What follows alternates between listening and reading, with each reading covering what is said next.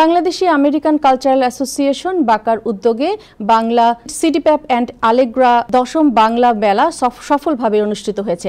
রোববার new York সিটির ব্রঙ্কসের ওয়াটারবেরি এভিনিউতে এই মেলায় আয়োজন করা হয়। প্রায় 10 সহস্রাধিক মানুষের সমাগমে পরিপূর্ণ বাংলা মেলার উদ্বোধন করেন প্রধান অতিথি global peace ambassador people app এর president doctor sir Abu Jafar Mahmud.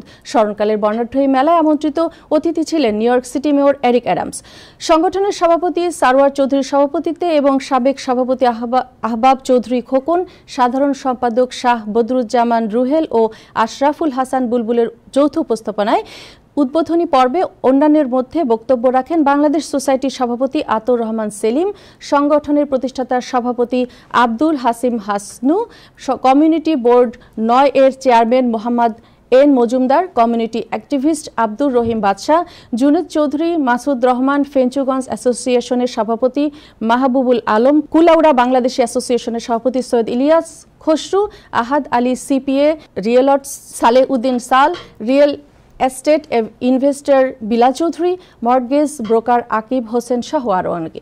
সাংস্কৃতিক পর্বে সঙ্গীত পরিবেশন করেন বাংলাদেশ থেকে আগত জনপ্রিয় সঙ্গীত শিল্পী প্রতীক হাসান, বাউল কালামিয়া, রেশমি মির্জা এবং শাহ মাহবুব। নৃত্য পরিবেশন করেন নিউ ইয়র্কের উদীয়মান নৃত্যশিল্পী মায়া অ্যাঞ্জেলিনা।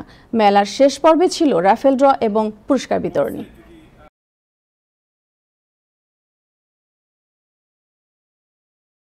যদি প্রপার মানে একটা ভালো অর্গানাইজেশনের মাধ্যমে আমরা মূলত বাংলাদেশের কালচার, কৃষ্টি, সামাজিক মূল্যবোধ এগুলা তুলে ধরি আমাদের ভবিষ্যৎ প্রজন্মের জন্য এবং আমাদের যারা বর্তমানে এখানে আছেন তাদেরকে একটা নির্মল আনন্দ দানের জন্য।